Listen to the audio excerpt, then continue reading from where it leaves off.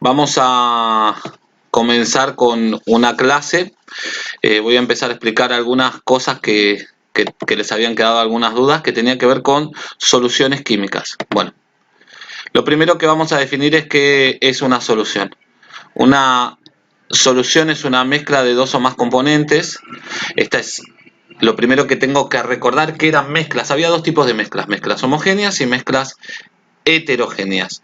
Las mezclas homogéneas eran aquellas mezclas que no se distinguían fases, podían tener más de un componente, pero no distingo fases. Por ejemplo, un café. En el café yo tengo agua, café, azúcar o edulcorante, entonces esos son mis componentes, pero no se distingue porque lo veo todo de la misma forma. En cambio, una mezcla heterogénea se distinguen las fases, que puede ser, por ejemplo, piedra y arena. Entonces ahí estoy distinguiendo bien las dos fases. Bueno, estas soluciones pueden estar en cualquiera de los tres estados de la materia: sólido, líquido o gaseoso.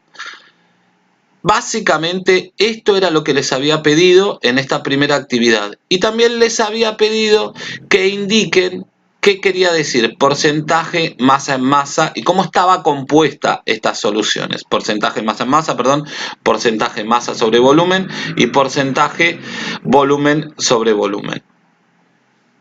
Lo que tengo que tener en cuenta es lo siguiente. Cuando yo estoy hablando de este tipo de soluciones, yo tengo que saber que tienen dos componentes: soluto y solvente. El soluto generalmente está en menor proporción, salvo algún caso particular. Y el solvente es lo que está generalmente en mayor proporción. Entonces les decía, los casos particulares: el alcohol farmacéutico. ¿Por qué? Porque el alcohol farmacéutico contiene un 96% de alcohol y un 4% de agua. Pero en este caso el alcohol está en mayor proporción, pero sigue siendo soluto. ¿Por qué? Porque el agua es el solvente universal. Pero por lo general, en la mayoría de los casos, siempre el solvente está en mayor proporción. ¿Y qué sucede? Yo voy a encontrarme con distintas concentraciones de soluto en solución. Entonces decía que tenía dos componentes, soluto y solvente. El solvente es donde diluyo el soluto y el soluto es aquello que voy a diluir en solvente.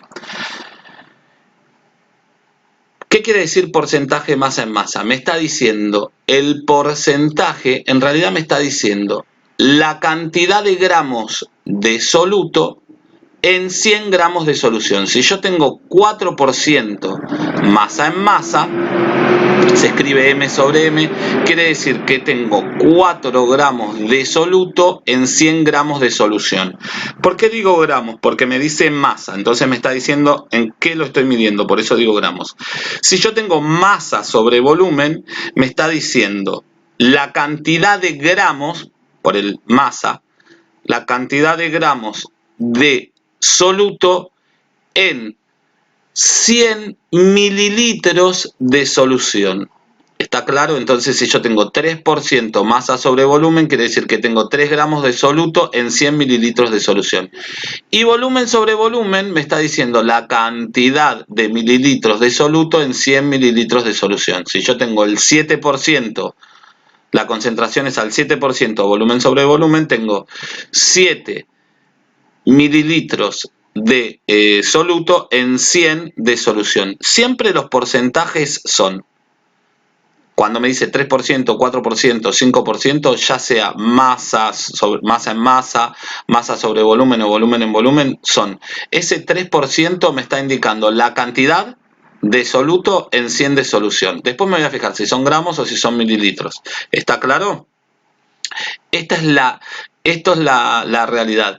Después vamos a darnos cuentas nos vamos a dar cuenta, perdón, que la unidad de volumen no es mililitro, pero se los digo así porque es algo que están ustedes más acostumbrados a ver. Después vamos a ir corrigiendo estas cuestiones y las vamos a ir corrigiendo a la medida que sigamos avanzando. Pero lo interesante es que sepan de qué se trata todo esto.